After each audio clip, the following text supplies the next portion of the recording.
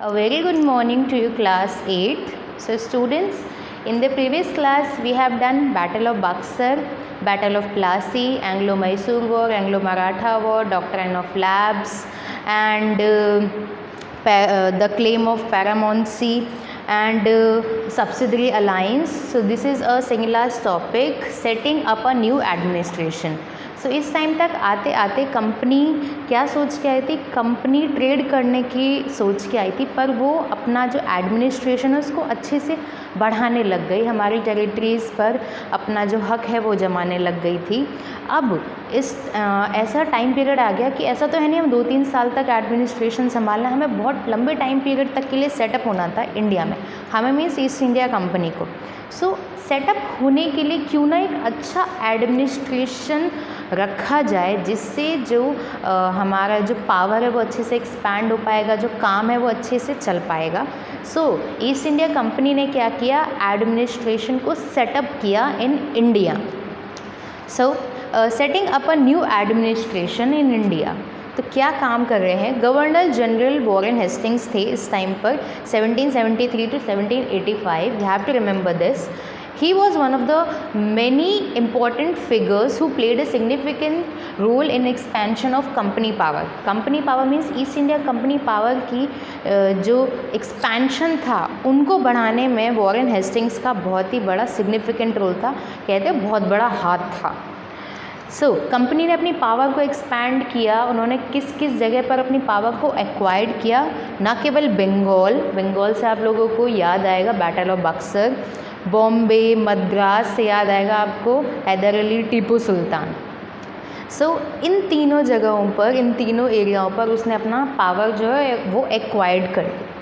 British territories were broadly divided into administrative units called presidencies.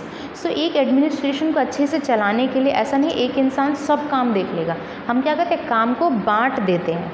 सो क्या किया, east India company ने भी अपने काम को बांट दिया इनटू, अपनी टेरिटरीज़ को बांट दिया इनटू प्रेसिडेंसीज़। एडमिनिस्ट्रेशन को और अच्छे से चलाने के लिए British territories were broadly divided into administrative units called presidencies, अच्छे से काम चलाने के लिए। So divided East India Company divided its presidencies into 3 parts, 3 presidencies. First Bengal presidencies, second Bombay presidency and the third one is Madras presidency.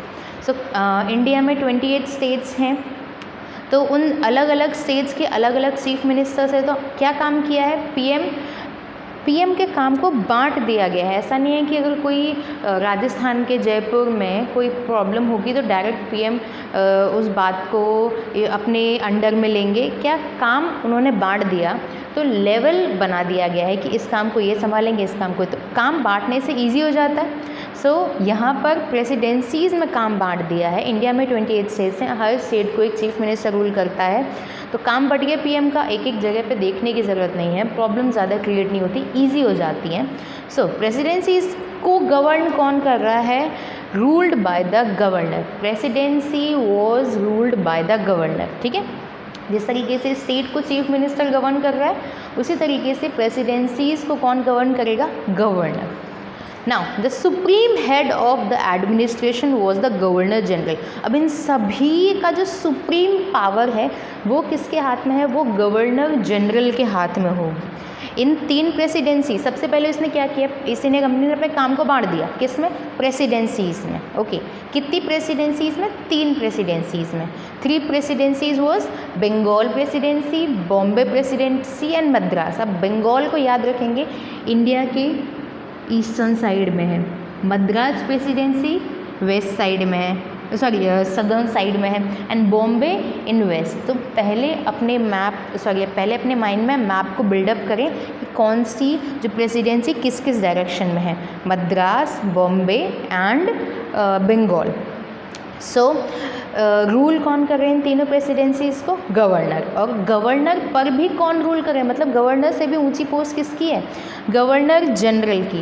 And the first governor general of India was Warren Hastings. Here is the photo of Warren Hastings, that's why सबसे पहले उनका नाम लिखा गया है। The time period of Warren Hastings was 1773 to 1785। You have to remember this. First Governor General of India, Warren Hastings. Okay. So now